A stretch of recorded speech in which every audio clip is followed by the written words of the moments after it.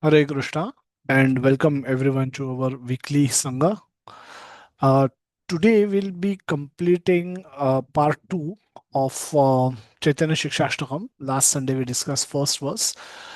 We should have gone ahead and discussed first four verses. The plan was to discuss first four verses of Chaitanya Shikshashtakam last Sunday, and then in today's session we could have completed the rest of the four verses, but we went deep into the discussions and the question answer, and therefore we took quite long time in completing first verse, which is one of the most important verse in the entire Shikshashtakam. So the Shikshashtakam, just to recap very quickly, um, will are the eight instructions given by Lord Chaitanya Mahaprabhu. Who is Lord Chaitanya? Chaitanya Mahaprabhu is Krishna himself appearing in the Kali Yuga. It just appeared 500 years ago in his personal form. He personally comes to practice and show by personal example how to become devotee of Krishna. He realized that after speaking Bhagavad Gita was not enough for the people of Kali Yuga, who are considered to be sumanda, atimanda. Manda means dull-headed, unintelligent, and lazy. So the people in the Kali Yuga are labeled with these kind of things. And Kali Yuga, everybody is busy quarreling, fighting with each other for small things. They're hypocrisy and quarrel is the other features of the Kali Yuga, and we see that every day, all the time. So Kali Yuga, and then so the people of Kali Yuga need to be given something which is easy to do. It's not, they can't do anything very difficult. So Mahaprabhu personally comes. Chaitanya Krishna, Lord Krishna personally comes in the form of a Gauranga Mahaprabhu. He is no more a black Krishna. He is carrying the the the complexion of Srimati Radharani and the mood of Radharani. How Radharani loves Krishna, Chaitanya Mahaprabhu loves Krishna in the similar way. And he inaugurated Sankirtan movement, whereby simply by chanting Hare Krishna Mahamantra, one can attain Krishna Prem, which is available only for Brajavasis. You can fall in love with Krishna. You can go back to Krishna simply by chanting Hare Krishna. Mahaprabhu distributed this love of Godhead to each and everyone during his South India tour, during his India tour, and he freely distributed. Patra apatra na dekhila.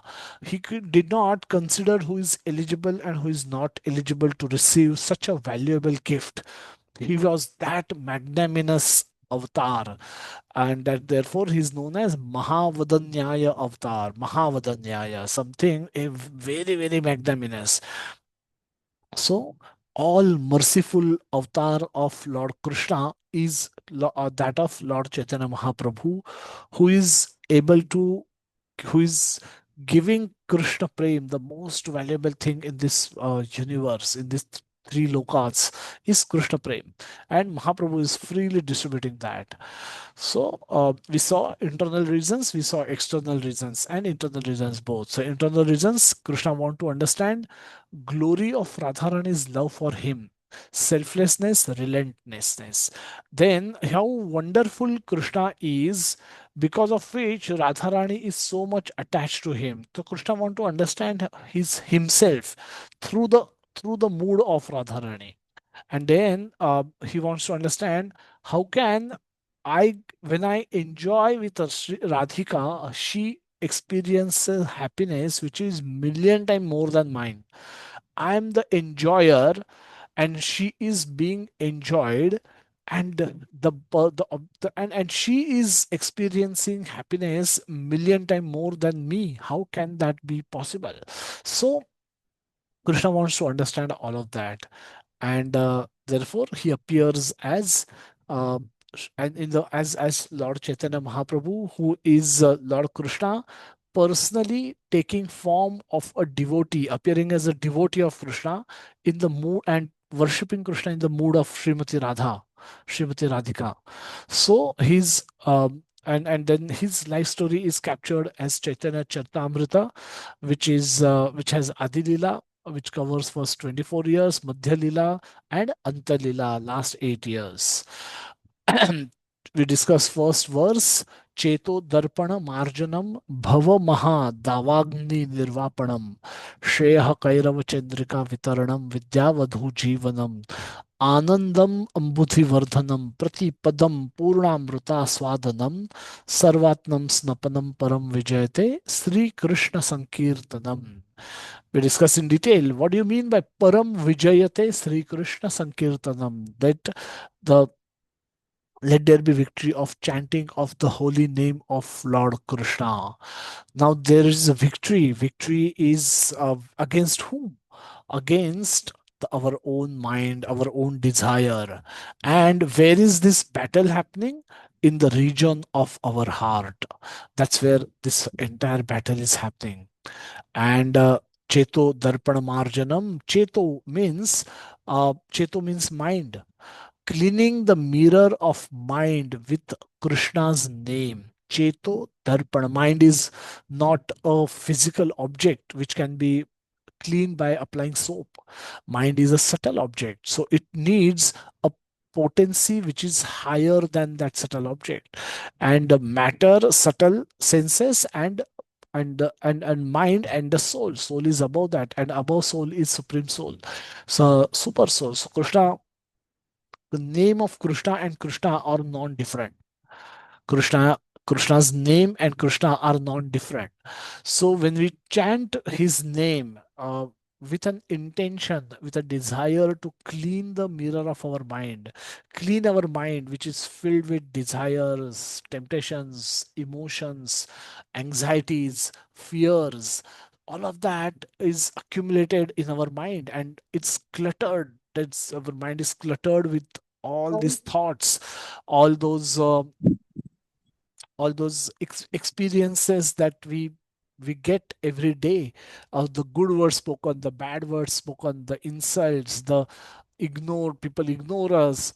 We go through so much, and all of that leaves lots of impressions into our heart, into our mind, and all of those impressions come up when we sit idle, when we try to sit peacefully and chant.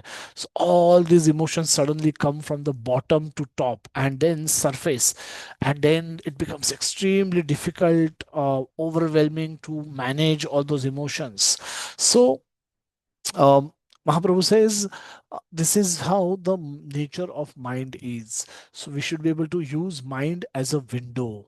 Should not we should stop or minimize the use of mind as a television, where we either are dwelling in past or we are becoming worried about the future, but we are not present in present. We become absent in present, and mind play a big role in our sadhana, in our success of our sadhana. We looked at this beautiful verse in the 15th chapter of Bhagavad Gita, ninth verse, where Krishna says that how mind is surrounded by all the five senses. Just like palm is surrounded by the five fingers, mind is surrounded by these five senses. And each sense is trying to send input towards the mind. Eyes see something and send that signal to the mind. Ears hear something and send that signal to the mind. Nose smell something and send that input to the mind. And mind is receiving all this input and then trying to focus on the one where which catches its attention. And that's how we are functioning. So unless Krishna catches our attention, mind will not focus on Krishna. So we need to understand the glory of Krishna.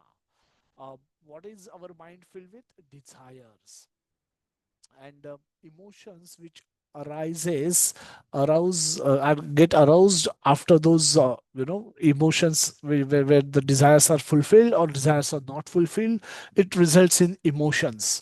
And um, and and that clutters our heart, clutters our mind. What are we supposed to do? We're supposed to clean the mirror of mind.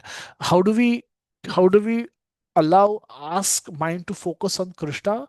By understanding the value of Krishna, by understanding how the greatness of Krishna, by understanding our dependence of Krishna, by understanding the mercy of Krishna towards us personally, because of which we are surviving, because of which we are able to function in the world, because of which we are able to do things that we desire to do. And because without Krishna's grace, our whole life will come to a standstill. We cannot survive, we cannot live, we cannot subsist. So, by understanding the value of Krishna in our life, when we chant Krishna's name, we are asking Krishna to enter our heart and clean the mirror of our heart. Then, when that happens, the mind becomes peaceful, calm, and peaceful. And then we are able to happily chant the name of Krishna. So, this is the process of cleaning of the mind, cleansing the heart of our mind. And when that happens, our sadhana becomes proper. That is, until then it's a struggle to chant. It's a lot of devotees will tell we chant every day, but it's a struggle. It's not easy to chant every day, and with the same intensity, with the same commitment, with the same mood. So it's very difficult. So that becomes possible only when our we are able to clean the mirror of our mind using the soap, or the cleaner, which is Harinam itself. And then Param Vijayate Sri Krishna Sankirtanam. Our heart gets conquered by Krishna, and we are happily become Krishna conscious. We happily surrender to Krishna.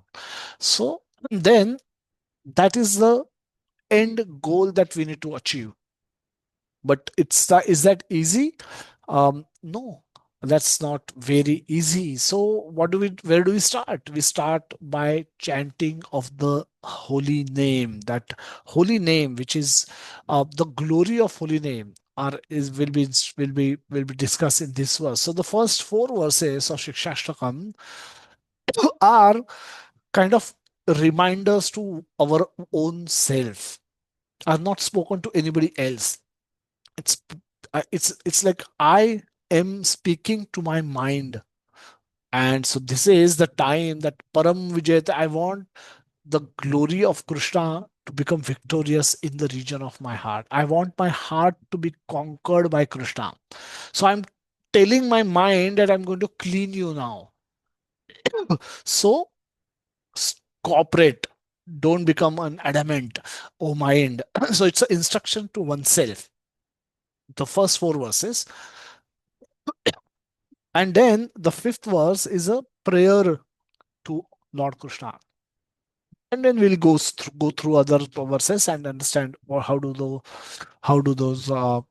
how do those come about. So the second verse which we'll discuss, and we'll move rather quickly today. You need to complete about seven verses today, and all of these can be discussed forever. The devotees who can speak for whole day on these verses, they find so much nectar in these verses.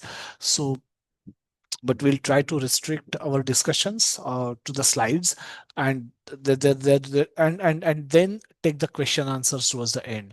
After every verse, we will pause for a minute, and you all can type in your questions. Don't ask, don't raise hands, uh, but type your questions. And also, we may not be able to take all the questions towards the end. What I will do rather is, you type your name and number. I hope we know each other. But if you're not logging in with proper name, we have some Samsung as a user, some iPhone as a user, some Zoom user. There is somebody who logs in with a name of Zoom user. Now we can't reach out to you if you can't reveal your identity.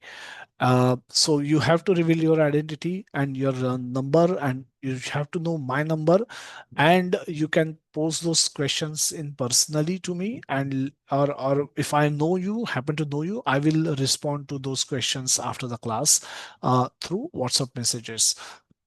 So this is the pattern. We'll run through quickly throughout the session.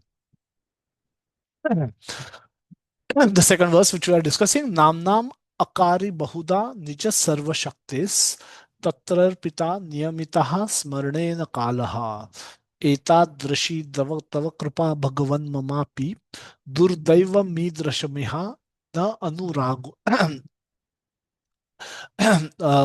na anuragaha. So, Namnam Akari. Akari, Akar means shape. Akar means manifestation of the personal form. So, Krishna has manifested in his personal name. Personally, he's manifested in the person. He's manifested in his name. So what it means is Krishna and his name are non-different. Now, if whatever we may like pizza, now name pizza and pizza, actual pizza are different. Roti or pastry, whatever we may like, now these things and those things and their names are different.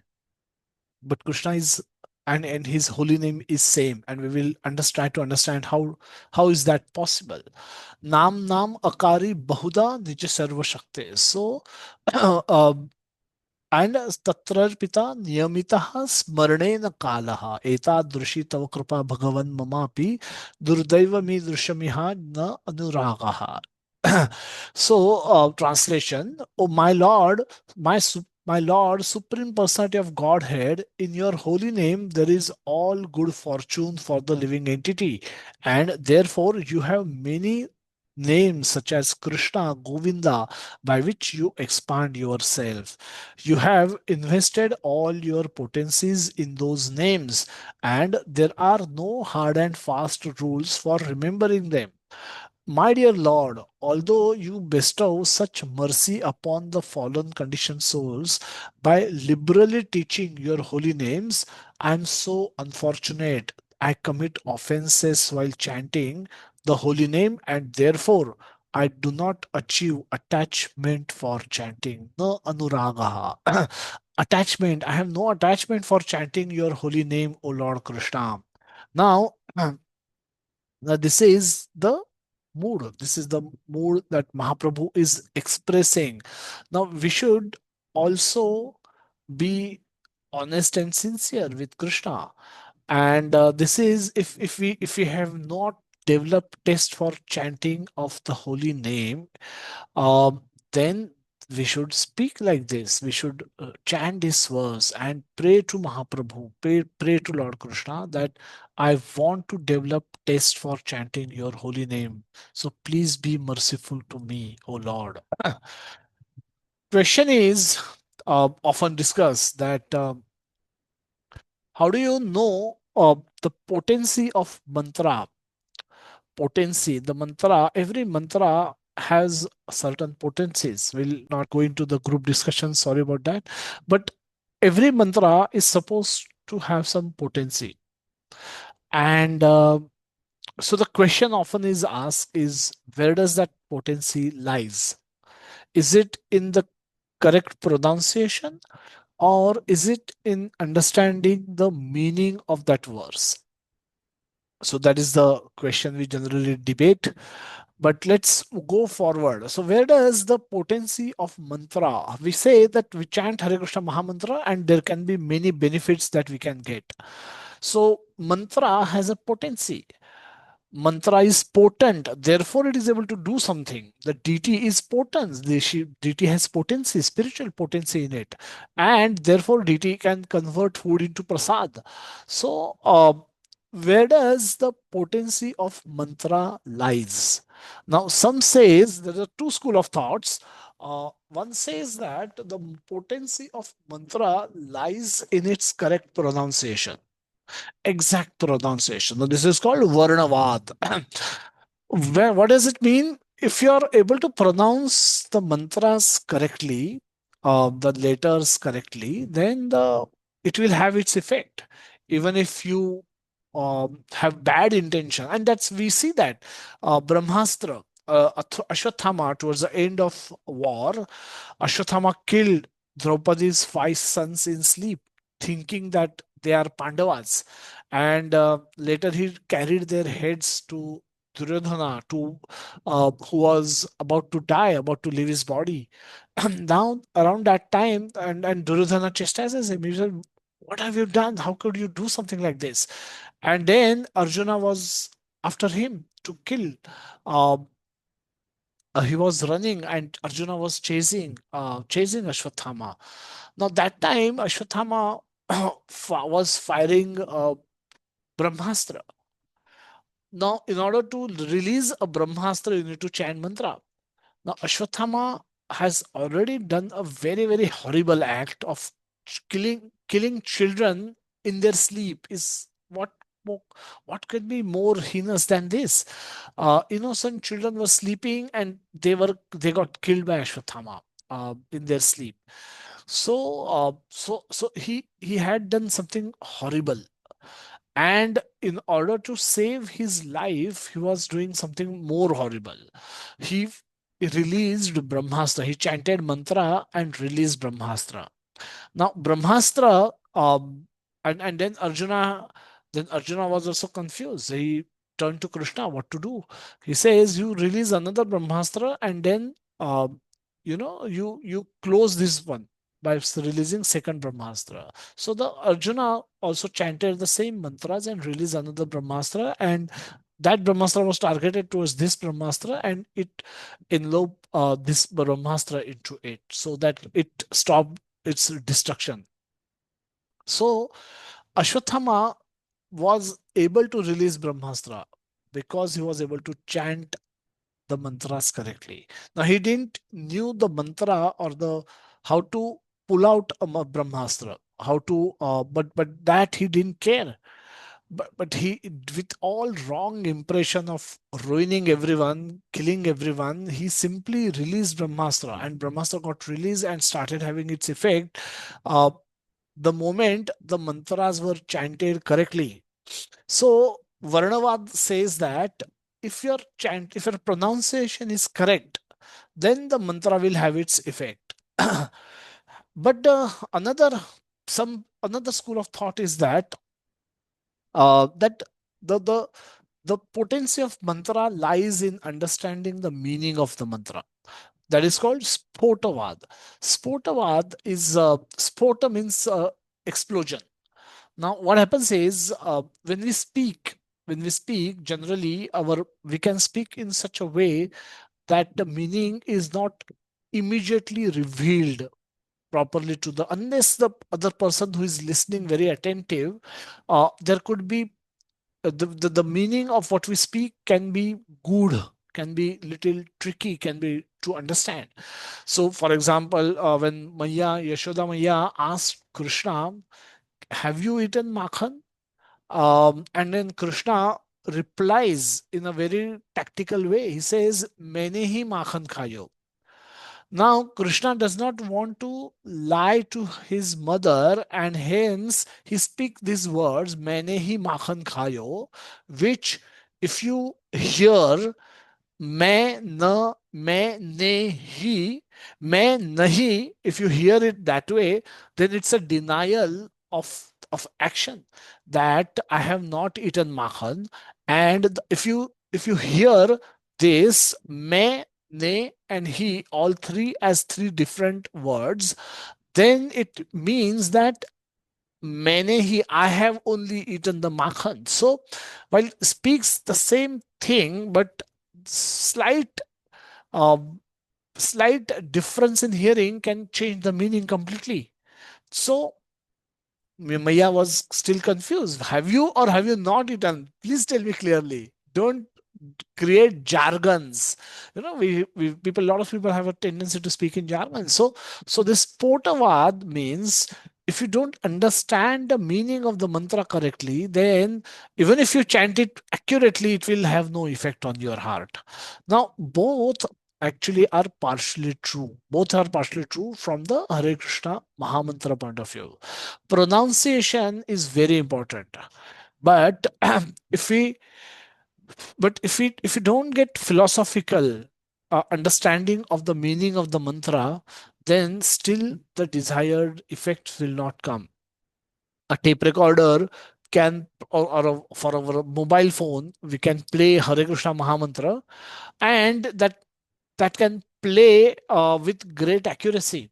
The pronunciation can be perfect of Hare Krishna Mahamantra, but there is no effect. It does not have any effect because it lacks consciousness. So unless we consciously understand the philosophical meaning of this mantra, the glory of Krishna, unless we understand the dependence of our dependence of Krishna, unless we understand our gratitude, how much we are grateful to Krishna, unless we understand that, uh, our then even if we pronounce the mantra, it will not have effect. It will not have any effect on us. So Jiva Goswami, who's our prominent acharya, a philosophical acharya, he concludes that the potency of Hare Krishna Mahamantra lies in Krishna's omnipotence. Now, how do we see this? Now, Krishna, by his omnipotence, choose to invest all his potency in the holy name, and Krishna reciprocates with those who surrenders and serve this holy name. Now, Krishna is present. Why? Because he's omnipotent. So, Krishna, the three characteristics of Krishna: he's omnipotent, which means he can do anything. He's omnipresent, which means he's present everywhere. And he's omniscient, he knows everything. Whatever 75 people on this call, whatever is going through your heart, the deepest secrets in your heart, Krishna knows them all. So he's omniscient, he's omnipresent, he's present inside your heart, inside my heart as Paramatma, and omnipotent. He can do anything. So if he wants to appear in form of holy name, he can do that. Pastry cannot do that. By speaking pastry 108 time, my heart will not get fulfilled with satisfied that I have eaten pastry, I have consumed pastry. But Krishna can fully satisfy us if we chant his holy name and in the right consciousness. So he's present in his holy name. And when we get connected with that holy name where Krishna is present, uh, our heart get transformed. The cleaning process begins. Why? Because Krishna is now present. He can cleanse our heart, and our heart is in touch with Krishna. There's a connection that has been established with Krishna through the chanting of holy name. When we chant holy name, Hare Krishna Mahamantra, we are praying to Krishna to enter our heart. We are expressing to Krishna our desire for his mercy. So we are surrendered mood. In that surrendered mood, when we chant, this strong bond gets established between us and Krishna. And because of this connection, our heart can experience unlimited happiness by the potency of Krishna. The beautiful verse in Bhagavad Gita, which says this, that Yunjanevam Sadatmanam Yogi Vigata Kalmashaha Sukhena Brahma Samsparsham Atyantam Sukhamashnute.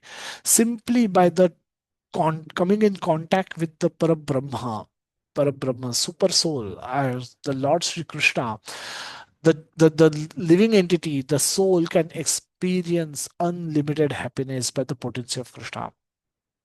We can see this example of many devotees whose language does not have the letter R. Many devotees, many cultures, they can't speak R.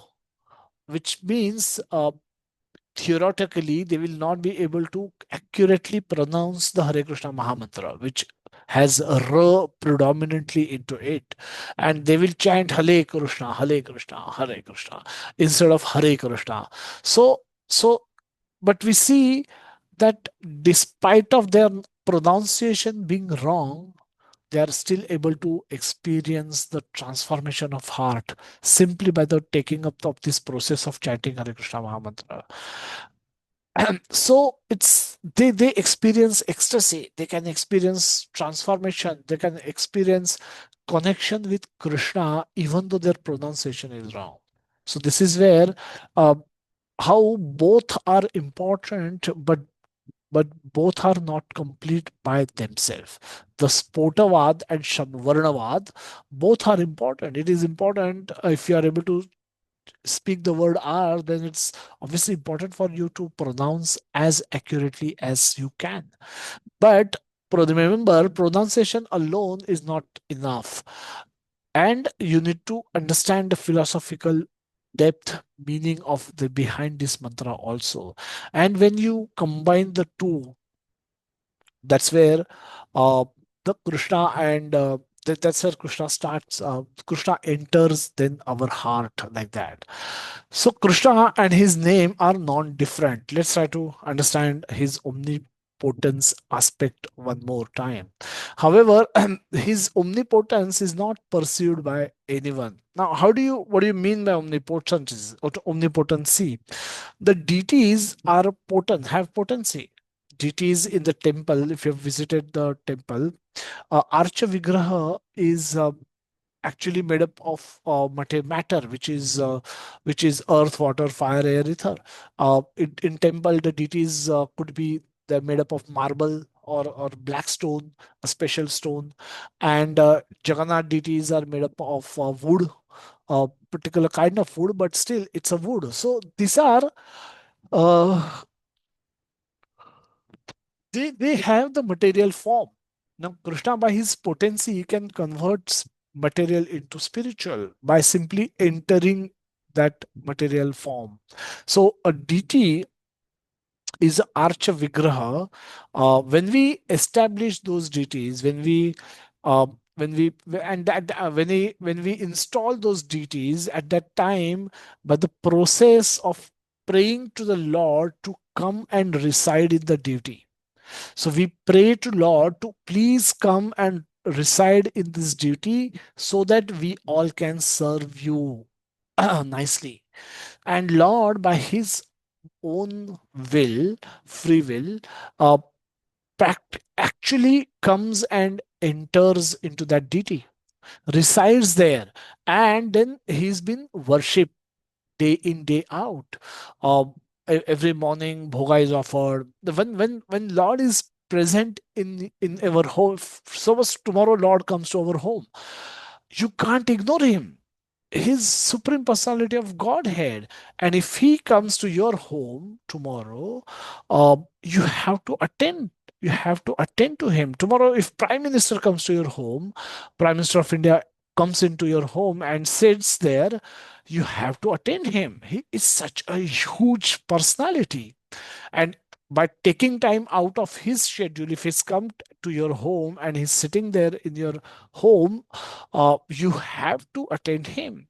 And that is how you will that is how he will you will make him feel like staying there. If you're unattentive in your services, he may not want to stay here.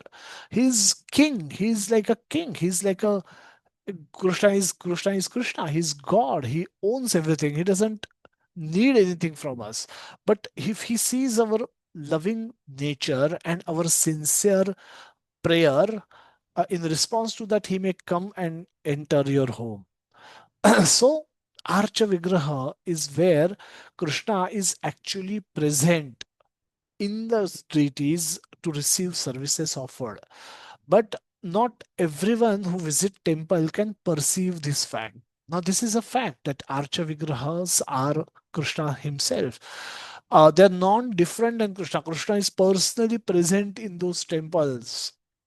and but he comes here to receive the services. Now, not everyone becomes, they might have even if we visit temple and we take stand in front of deities, when we try to take darshan, not always we become we remain conscious of this fact that he's Krishna himself.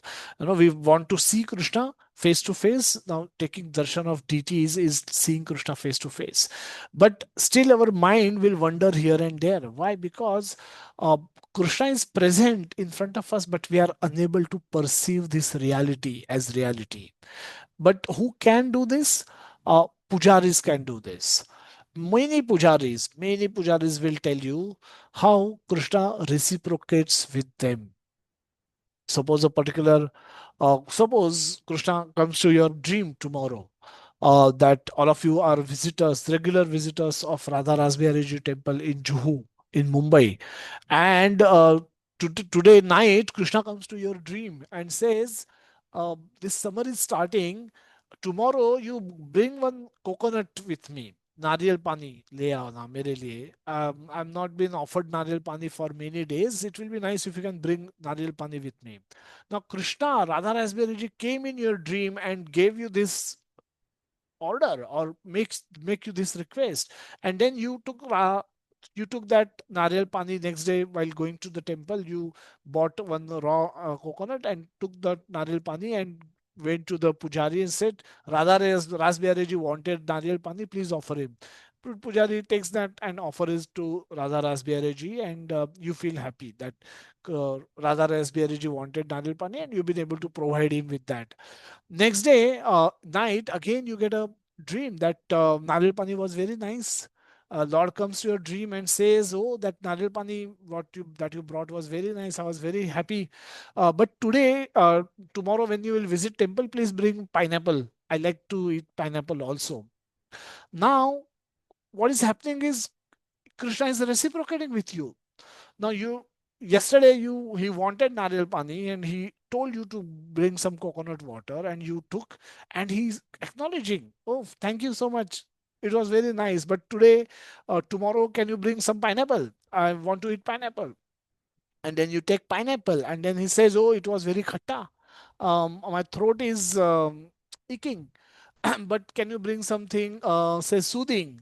So like that, when such thing happens, you it's difficult for you to, it's still made up of the same stone that it was before, but now it's impossible for you um, uh, to call it a stone, because that stone has been speaking with you, has been reciprocating with you. And when that happens, the reality becomes realization. So if that happens with you, for example, now that reality that Krishna is personally present in the deity as Radha Rasbihari ji has now become realization. Why? Because you have got a personal experience of Krishna's presence. Radha Rasbihari ji has been coming in your dream and telling you, and then topping up that instruction with another instruction and acknowledging, okay, this was khatta, you should have been more careful. This pineapple was very khatta, so my throat is gone. Can you bring something else tomorrow? Maybe adrak vadi, bring adrak vadi so that my throat becomes better. Maybe offer me with jaggery with ghee so that my throat recovers, or whatever. When that will start happening, you'll realize that that same deity where which everybody else considers to be made up of marble is actually talking to you. And then he will, every time you will go in front of him, that deity, you will realize you're standing in front of Krishna. And if you do some gadbad, if you do some gafla, he will come into your dream and chastise you. So your whole your whole you actually get the realization that deity is Krishna personally present in the altar and accepting my services and acknowledging my services. So all the pujaris who are attached to the deities so much, they can vouch for it. Anybody who has been serving the deity department, they can all vouch for the person reciprocation by Lord. So there is a reality that Krishna is personally present in the deity, and there is a realization. that when I personally get my experience of Krishna's reciprocation with me, then I also get that realization that yes, Krishna is actually present in that deity. So now our experiences comes from Krishna's reciprocation. And reciprocation comes when Krishna see our sincere effort, the external effort and sincere intent to develop deep loving service attitude towards Krishna. Tesham satata yuktanam bhajatam priti purvakam dadami buddhi yogam tvam yena mam upayanti te. In the Bhagavad Gita verse 10.10, Krishna says that I need Tesham Satata Yuktanam Bhajatam Priti Purvakam. So if you are serving me in with love, um, Satata Yuktanam, always engage in lovingly serving me with sincerity to the best of your ability. So there is both. There is intent and there is action. I may have intent, but I may have intent of becoming the more pure devotee of Lord Krishna, but I wake up only at 8 o'clock every day. I'm not chanting. I'm not inattentive in my chanting. I don't read Bhagavad Gita. I don't do anything. But I have intention. I have intention to become the greatest devotee of Lord Krishna ever in this planet, but my actions don't reciprocate with my intention. Krishna will not give his mercy. I may have actions, but there is no intention. Because somebody told me to chant, I'm chanting. Hare Krishna, Hare Krishna, Krishna Krishna, Hare Hare, Hare Ram, Hare Ram, Ram Ram, Hare Hare. But I have no intention that whether Krishna exists, doesn't exist, I don't know. But this kanda bhaji exists, so let me eat kanda bhaji. This wine exists, so let me drink wine. So I'm chanting and I'm doing all these kind of activities. So there is no intent, there is no intention of developing a loving service attitude towards Krishna. But I'm doing some chanting, I'm doing some mala, I'm offering something to Krishna. I give some donation once a year. I show some agarbatti. It makes me feel good. But apart from that, I have no real sincere intention inside my heart. I don't really want to, not interested in developing all this love and all that service attitude, care service attitude. So I want facility for enjoyment. So I may do something, but I have no loving service attitude, no intent to develop loving service attitude towards Krishna. Again, Krishna will not give his mercy. So when Krishna sees both the intent and the effort both, then Krishna will bestow his mercy. Tesham satata yuktanam bhajatam priti purvakam. Seeing my devotees engage in continuous loving, engage in performing loving devotional service continuously, then the dami buddhi yogam, I become satisfied and I give them additional intelligence using which they can come to me. Srila Prabhupada on many occasions said, these deities will talk to you if you serve them nicely, else they will just remain mere stone for you. So these deities can talk to you. Prabhupada used to speak with those deities. Many pujaris will vouch, will say this, that deities come in their dreams and tell them this dress is not good, that ye chub raha hai, this bhoga was not proper, prasad has become static. I want a static prasad. Can you do more? Can you work hard? Like that, deities talk to devotees, and it's not, and you are not far away from doing it, provided you show the right intent, internal consciousness, and external action. When you synchronize the two, Krishna is not, the day is not far away that Krishna can start reciprocating with you, and then you will feel how beautiful Krishna is and how much happiness that you can derive from performance of devotional service. Uh, the other aspect of this verse is, there are no hard and fast rules and regulation in the chanting of this holy name. So, which actually means this exactly. You can, Mahaprabhu was saying that, conversing with somebody, and he says, "What if I leave my body while I'm passing stool? So, can I?" The question was, "Can I chant Hare Krishna Mahamantra while passing stool?" And then Mahaprabhu says, "No need." But he said, "No. but so many people are giving up their bodies in toilet. So what if I cannot chant your name there, and if I have to leave my bodies, a day comes when I am also leaving my, it may so happen that I may leave my body in the toilet. If I'm not allowed to chant your name, then how will I go back to Krishna? Then Mahaprabhu says, yes, you're right. You should chant their name, my name there also. You can chant it there also. So, so, what are the rules? There are no rules. That is the one activity where we will, which it's considered to be the inauspicious activity. It's passing stool, but you can chant Hare Krishna Mahamantra then also. What to speak of all other times? So we should be chanting there. So there are actually no rules. Many mantras have many rules. You should bath and chant, but Hare Krishna Mahamantra you can chant anytime, all the time. So that is how this mantra is. And we should develop the whole endeavor is to develop the taste, attachment for the chanting of this holy name, so that we get attached to name, we get attached to Krishna. I'll take a minute pause, and we'll see if there are any questions. Please type in now. We'll discuss this verse. Nam Nam Akari Bahuda Nija Sarva Shakti, glorification of the holy name basically. And we discuss about the pronunciation important, or understanding the philosophical meaning is important. And we concluded both are important. In isolation, one no not one can work.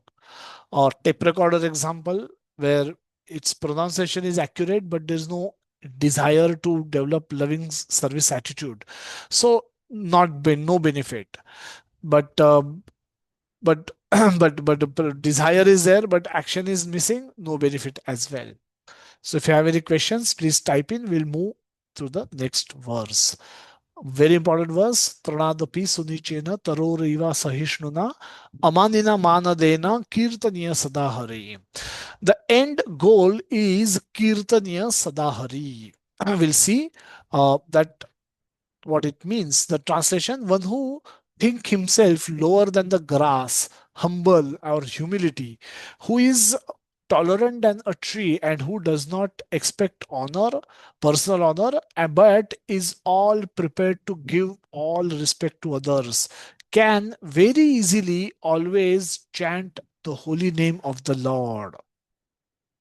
Kirtaniya Sadahari. That's the instruction. Bhagavad Gita, Krishna continuously repeat this one aspect, that the kirtan, the bhakti yoga, everybody should become devotee of Lord Krishna. Bhakti yoga is the supreme, and which is, and again that bhakti yoga one should perform, which is continuous, which is apratihata, without any interruption. And many verse after verse, Krishna is highlighting the importance of the same. He 8.5, Krishna says that Antakale cha mam evam smaran muktva kalevaram, that you have to remember me alone. You have to remember Krishna, and Krishna alone, not anybody else. You have to remember Krishna at the time of giving up your body, and which is a very difficult condition. When our bodily organs are closing, we might experience great pain, a lot of inconvenience. We are not able to pass stool, we are not able to pass urine. There could be surrounded by doctors, there could be pipes going through our body, pierced our body, at body may get pierced at many places. There could be we can't eat, we could be continuously on saline, we can get caught in an accident, there could be a airplane crash, a car accident, or we may, so there could be many ways in which we might come to a situation, come to a stage where we are actually giving up our body. And all of those will not be very pretty situations where we can remember Krishna, where there could be a lot of bodily inconveniences, there could be a lot of bodily um, bodily problems that we may face. Giving up body is not as easy as giving up my kurta. So there will be lots of things to look at. And in the midst of all this, how will I remember Krishna? That's the whole point. But that's the whole examination. That's the end goal that we need to achieve. So our preparation, the life preparation, is for that one moment. to do that successfully and then get lost from this world and go back to Krishna. So, but that is not easy. Even that is true. So that how do we remember Krishna at the moment of our death? Krishna says, "Tasmat sarveshu kaleshu mam anusmara yudhya cha." And for doing that, mai arpita manobuddhi, that invest your mind and intelligence to me. Then ananya chetaha satatam yomam smarati nitya shaha. Again, Krishna highlights that yomam smarati nitya shaha, remembering me continuously. Those who remember me continuously, for them, Bhakti Yoga is very easy. Ananyas Chintayanto Mam. Those who think of me continuously, I carry what they lack and I protect what they have. Yoga Kshemam Vahamyam. Then another another beautiful verse, Satata Kirtayanto Mam Yadantascho Dridhavrata, where Krishna says that Satata Kirtayanto Mam, continuously engage. Satata implies, means that continuously. Satata Kirtayanto Mam Yatantascho Dridhavrata. So Namasyantascha Mam Nitya. So this is how Krishna continuously highlight the importance of remembering him continuously. There's no it's not to be done on Janmashtami day alone, or maybe only in the morning. Throughout the day, we can forget. Tasmat sarveshu kaleshu mam manusmara yudhyacha mai arpita manobuddhi. By dedicating your mind and intelligence to me, surrendering your mind and intelligence to me. So this is the instruction. Kirtaniya Sadahari is not different than this. But what prevent one from doing this is also explained in the previous part of it. That if you are not tolerant and if you are not humble and tolerant, you cannot uh, and the two things, one, we should be humble and we should be tolerant, and then that is not enough. you should be you should not be expecting any respect from anyone, and you should be still prepared to give all respect to others. Now these are subtle lust. This is subtle lust. Honor and respect are the gross lust is like enjoying body of the other person, enjoying some food. This is like gross form of lust. Wealth, I'm greedy for money, greedy for food. Like these are like gross way of expressing our lust, and then it can be seen through the engagement. One go and buy all everything, buy the most expensive car and show it off to everyone. One try to enjoy other person forcefully, and so this is gross form of lust. Subtle form of lust is not visible, so this is honor, is that respect, is that appreciation or lack of appreciation, is that acceptance, is that. So we may suffer from gross form of lust, and we may also suffer from the subtle form of lust. When that happens, when somebody speak some harsh word to us, it pierces inside our heart, go deep in our heart, and it is not able to we are not able to forget that insult for lifetime. Some harsh words spoken by someone, we can repeat those words exactly after many years, after 20 years, 30 years, 40 years. That day there you spoke like this. I have not forgotten. You underestimated me. You thought I was a rascal, but I will show you who am I. And like that, we carry insults in our heart. Um, so respect and honor, and so this is, with this, if you are affected by all of this, if you are not humble, uh, humility also comes from gratitude. If you're not grateful, we will not be humble. If we are not tolerant, if we want respect, if we expect people to respect us, and if we are not prepared, वो तो ऐसा है, वो तो वैसा है, मैं उसके सामने नहीं झुकूंगा, झुकेगा नहीं, and all of that, we are not ready to give respect to others. In this, if we happen to be affected by any of this, uh, any of these diseases, then we will not be able to chant Krishna's name properly. Will not be able, our chanting will be bad. Um, Forget all the time, but in general, whenever we will try to chant, that time also our chanting will be bad. Why? Because our heart will be filled with the desire for respect and honor. Our heart will be filled uh, because we are not tolerant. We will get overwhelmed by different conditions.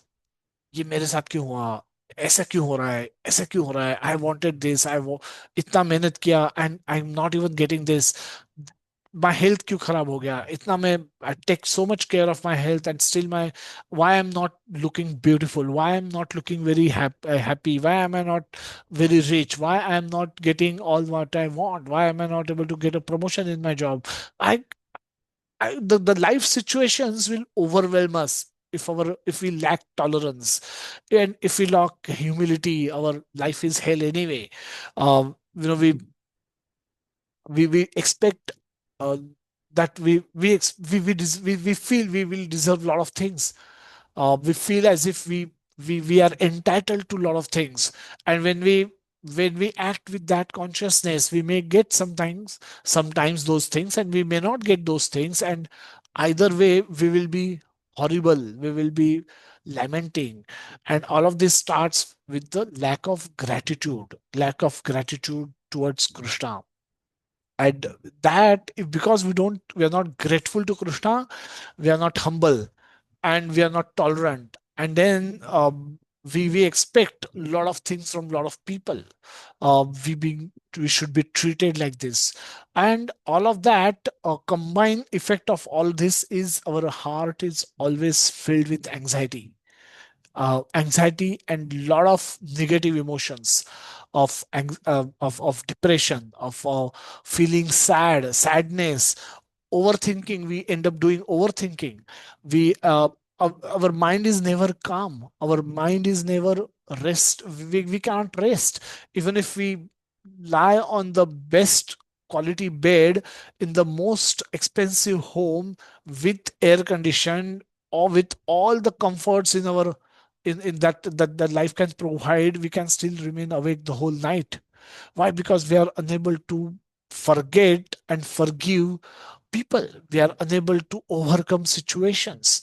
The small things make becomes big inside our heart, and they pierce our heart through many ways. So in between all this, even carrying out one's life can become difficult. People commit suicide, and that suicide is the economies are going down, but the suicide rates are going up, continuously going up. The divorce rates are going up. People just can't tolerate each other today. So people later, the situation will come that they will stop tolerating themselves also. They can't tolerate their spouses, they can't tolerate their parents, they can't tolerate their brothers, sisters. Everybody goes to court. Half 50% of the court cases are fought within the family, within, not even with the neighbors. So but there will come a situation when that days those days are, I mean, that's also reality today, that people hate themselves. People hate themselves. People are not happy with themselves. It also forget people are not happy with others. Now I'm not happy with myself also. Why am I like this? Why my skin color is like this? Why my nose is like this? Why am I wearing specs while other people of my age don't have specs? Why am I short? Why am I not tall? Why am I very tall? Why? And I just become so depressed with my own existence, that sometimes can actually lead me to take a decision to give up my existence, to end my existence. Why am I in such a miserable situation? Why I'm poor? Why I'm uneducated? Why I'm not happy? Why I never won lottery? Why I'm not getting promoted at my work? Why my sales are not doubling? Why my profit is not growing? Why? So there are so many whys can come inside our heart and choke our heart with so much emotions that uh, we'll start hating our own self. And suicide decisions are taken in such a situation where you're it's forget about the other rest of the world, you are not even happy with your own self, and to the degree that you want to end your existence. And that's growing. It's not. And those forget those, how many people actually end up committing suicide, how many people think of suicide. That numbers, imagine, this number is so huge, about 1 million people commit suicide every year. Imagine the the count of people who thought about suicide can be so much, can be so high. And so it's not getting it's not get it's not becoming better by passing day. So, Kirtaniya Sadahari, we have a desire to chant the name of Lord, to be in association with Lord always. But unless we do our homework properly, unless we study Bhagavad Gita properly, develop gratitude towards Lord Krishna, our why should we be grateful to Krishna? Krishna says in Bhagavad Gita that Tejasviyon ka tej comes from me. बलवानों का बल comes from me. The strength of the strong people comes from me. Intelligence of the intelligent people comes from me. Ability in men come from me. We point a finger at other people. This raising a finger, this has the ability to raise finger, point a finger, also comes from Krishna. Krishna says, when I will withdraw that ability, you will have a finger, you will have hand, you will have finger, but you cannot raise a finger, show a finger to anybody. So that ability comes from Krishna. Everything comes from Krishna.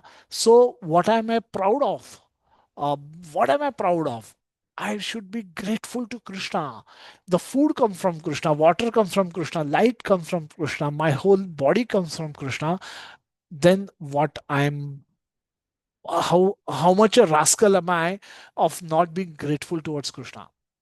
What kind of a rascal am I that after taking so much from Krishna, I am not even willing to fold my hands to him, show my gratitude towards him?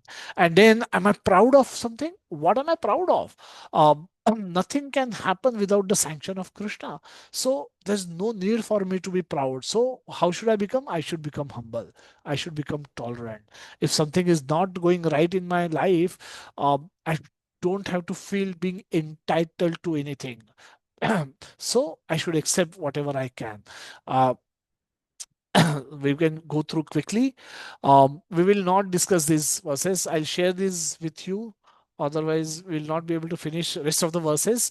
But you can go through these verses, these slides, and you can let me know if you have any questions. We think of example of Srila Prabhupada, who was in Vrindavan and who was in at the age of 70. He was desperately, he was continuously trying to go to America to preach. And when he went to America, this is where in a garden he had an assembly of people where he started chanting Hare Krishna Mahamantra. And that is how the movement began, the started from here. A park in New York, Tompkins Park in New York, from where he started the Hare Krishna Mahamantra. So Prabhupada was always grateful to Krishna. Prabhupada was always humble in front of Krishna. Prabhupada was tolerating the the whole idea of leaving Vrindavan. Was Krishna was Prabhupada was in love with Krishna. Prabhupada didn't wanted anything else other than Krishna, but he was giving up Krishna so that he could give Krishna to the rest of the world. So he was giving up association of Krishna. He was stepping out of Vrindavan so that he could distribute Krishna to everyone. And that requires a lot of tolerance. Prabhupada tolerated everything, not only at a physical level. The sea voyage was not easy, but he tolerated. 2 heart attacks that he suffered on that ship was not easy, but he tolerated. All these people, they didn't listen to him in the first 6 months, but he tolerated. Later also, they would come, eat, and go. And Prabhupada would clean their plates. Prabhupada would clean the whole place. He would wash their plates. And then next day he would cook again for them, but he tolerated this. All the Americans, nobody knew how to deal with a sannyasi, how pure a sannyasi is, and how so all of them were treating him like very badly. They would speak all kind of words, and this is at the peak of hippie movement where everybody used to get intoxicated by drugs, the free sex, the drinks, the alcohol, the drugs, the cigarette, the and all kind of wrong activities were at its peak in the America at around that time. And when Prabhupada was preaching Krishna consciousness, the pure Krishna consciousness. We didn't say no intoxication, no illicit sex, no meat eating, and no gambling. What kind of courage Prabhupada would have had in the year 1965 to tell American people to do this and then start chanting Hare Krishna Mahamantra? He did the opposite way. He first helped them chant Hare Krishna Mahamantra, and those people adapted. People took up to the process of chanting. They get and then Prabhupada brought all the four regulative principles, taught them all four regulative principles and other things of like deity worship and everything else. So engaging in doesn't engaging becoming a devotee doesn't mean giving up family and social responsibility. We see example of Alfred Ford, who is a descendant of Henry Ford, the founder of Ford Empire. So he's a devotee. He's met Prabhupada. Prabhupada asked him, "Where is Henry Ford?" And then he realized this man is not after my money. He was a millionaire, he was a billionaire. So, but this man has something substantial to offer. And then he accepted him as guru. He performed devotional service every day at his home altar. He's married to Swaha Mataji, who is also a initiated devotee and a very very nice devotee. Both of them are personally constructing, completing the dream project of Srila Prabhupada of building, constructing the biggest temple in the world at TOVP in Sridham Mayapur, the birthplace of Lord Chaitanya Mahaprabhu, as Prabhupada's offering to the Vaishnava, Gaudiya Vaishnava, Gaudiya Vaishnava Sampradaya, as Prabhupada's offering. This is Prabhupada's offering. Prabhupada has done so much, but Prabhupada also wanted to leave a mark of with by building a beautiful temple for Lord Chaitanya. So he's spearheading that effort along with the other group of devotees. He personally has donated millions of dollars for this project and is busy raising funds for completing the project as well. So, um, so it means not becoming irresponsible. And this is he's doing all of this while taking care of his Ford empire as well, his corporate life as well. So it doesn't becoming a devotee doesn't mean become irresponsible socially. It means to be thankful to Krishna for what he possesses, for whatever we have. We have health, wealth, qualities, abilities, beauty, whatever we have, everything comes from Krishna. So be thankful to Krishna, express our gratitude towards Krishna.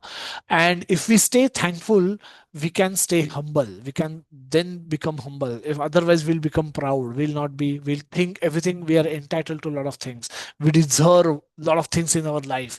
But if you are thankful, if you are grateful towards Krishna, we'll always be humble. And then that will save us from becoming proud, arrogant, and greedy in success. Uh, Also, to understand that our problems, our pain, failures, difficulties are fruits of our own bad karma. They come, but tolerate the difficult phase and continue serve Krishna with more dedication and faith. Again, questions. I can take a minute for you all to type questions and put it into the chat box. I can respond to those later. While we go to the next verse. Na dhanam, na janam, na sundarim, kavitam va jagadisha kamaye, mama janmane janmaneshwari bhavatat bhaktir ahetuki tvai. So what do I want? Birth after birth. What do I want? I want ahetuki bhakti. Ahetuki bhakti at your lotus feet, O Lord Krishna. That is what I want.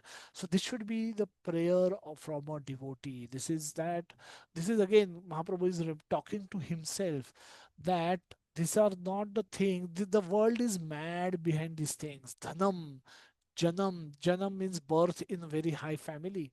Lot of lot of people will desire. to get birth in a family of the rich people, aristocratic people like Ambanis, Adanis, and Tendulkars of this world, where who are very rich by their own achievements. But a lot of people may desire, okay, oh, I wish I could have been born in that family. I would have become a millionaire, billionaire by birth. Simply by taking birth, I become entitled to some percentage of wealth in that family, and thereby I can just enjoy. Uh, so dhanam, people want dhana, money, and janam. If not dhanam, if by janam you can get a lot of dhanam.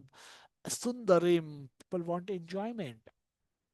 Sensual enjoyment considered to be the highest enjoyment available in this material world is a sex life.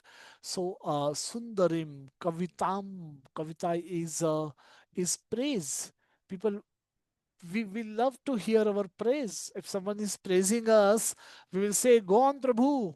Please continue praising me forever.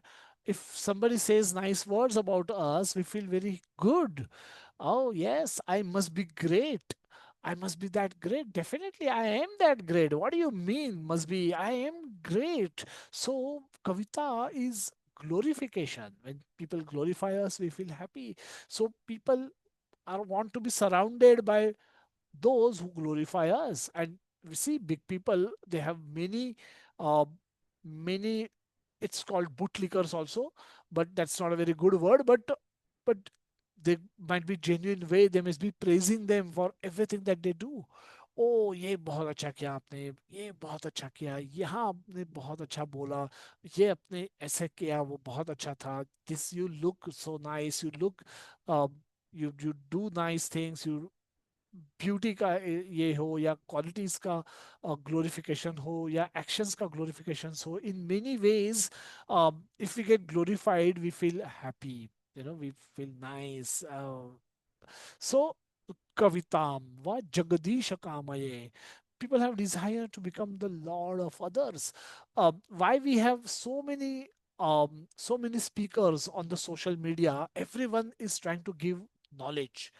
Everyone think they are gyanis, and then they create their podcasts, they do their broadcasts, they do make their reels, and then they everyone is trying to teach the world how to live, while they themselves can be in a big mess, big deep shit, but they're teaching the world how to live life happily without any scriptural reference. Nobody should teach, nobody should talk, people should just listen. But we see the opposite happening. People, everyone wants to talk, everyone wants to do shows and make YouTube videos, and this video, that video, TikTok videos, and everybody wants to give gyan to everyone else. They the the whole, there's an explosion of that happening. You type a subject and you will have hundreds of people talking, expert, giving you expert advice on everything. Start with your diet, to your stock market, to saving, or how to go for a holiday, how to change battery in my mobile phone, how to repair my, how to change SIM card from my mobile phone. There will be hundreds of videos showing you everything. Some of those could be useful, but a lot of those could be where people are just trying to show how great they are. So I don't want any of these things. Mama janmani janmaneshwari bhavatat bhaktir ahetuki tvai. Bhaktir ahetuki tvai, devotional service unto Lord Krishna without any motivation. The translation, O Lord of the universe, I do not desire material wealth, materialistic followers, a beautiful wife, or creative activities described in flowery language. All I want, life after life, is unmotivated devotional service to you. Life after life. But Prabhupada has told us that finish your business in one life and get lost. Get out of this material world. Go back to Krishna. And then, if Krishna wants to send you, if Krishna wants to send you, you come and do your service. You can do your service in Golok Vrindavan in Vaikuntha, or by coming back to the material world. Whatever Krishna wants. Whatever Krishna wants, you can do that. But get out of, get purified, develop loving service attitude for Krishna, perform devotional service in this lifetime, and go back to Krishna. So that then, if you Krishna wants you to come back, you can come back and then preach, do whatever has been told to you to do. So unmotivated, wherever you might be, he may send you to hell to preach, uh, but you should do that. You should develop a attitude of service attitude towards Krishna, that unmotivated service attitude. Bhakti should be ahetuki apratihata. Apratihata means continuous, ahetuki means without any motive, personal motive. So that is what we should be hoping to do. We are on verse 4. 30 minutes more, we'll go through rest of the 4 verses very, very quickly. This is actually part 2, and we see the picture is different now. Mahaprabhu, after at the age of 24, took sannyas. He removed his hairs, he wore saffron, and he wore a shikha. So from now onwards, we will. This is the 24 to 48 is where we'll see all the pictures of Mahaprabhu will be that of his sannyas ashram. ऐनंद तनुजा किंकरम पतितम माम विषमे भवाम बुधौ कृपया तव पाद पंकज स्थित धुलि सदृशम विचिंतय. What is happening here? Now, after giving 4 instructions to my own self, now as if I'm turning towards Lord Krishna, there's Jagannath ji behind me, as if I'm now turning towards Lord Krishna and I'm talking to Jagannath, I'm talking to Krishna. What am I telling? I'm telling, oh my Lord, oh Krishna, you're son of Nanda Maharaj. What am I doing? I'm glorifying Krishna. I'm glorifying Krishna. Oh, you are son of Nanda Maharaj. You are so great. And who am I? In contrast, you are a son of Nanda Maharaj. You're a son of a king. And I am your eternal servant. So I'm not saying we both are at same level. I'm saying you are here, I am here. I'm here. I'm so below. I'm your eternal servant. Servant and master are not at same level. I'm here. I'm below you. I'm your subordinate. I'm surrendered to you. Please. But because of my creative activities, I have fallen into this horrible ocean of nuisance. Um, this this material world is described as ocean of nuisance, where everything there are waves, and there are waves continuously coming and making our life difficult. But there are times when this ocean is peaceful also. So just like what happens in the ocean, sometimes the ocean is peaceful, but you're never too far away from a storm entering the ocean and making your life miserable while you're there in the ocean. So both will come. Now, what is a prayer? Prayer is now, please be causelessly merciful to me. What am I doing in the first paragraph? I'm describing my situation. I'm glorifying Krishna. And then I'm saying, you're here, oh Krishna, I'm here. I'm your servant. I'm below you. I'm subordinate to you. Now, I'm now explaining, I have fallen into this horrible ocean of nations. What do I want you to do? Please be causelessly merciful to me and consider me a particle of dust on your lotus feet. Means lift me from this ocean and put me at your lotus feet. What? Because you're not in this ocean. I'm in this ocean. You're here. You're above. I'm down. I'm drowning in the ocean. So please be merciful to me. Pick me up from here. And then, where should I? Where should I place? Where should you place me? Not at your level. I don't want to become equal to you, but keep me under you.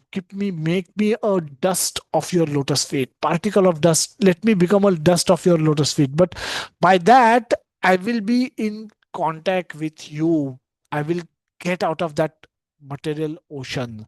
I'll get out of this this oceans of nescience, where always there is a birth and there is a death waiting for me. When I'm born, the death is waiting. When I'm dying, my birth is waiting, and I just don't know how to end this cycle of birth and death.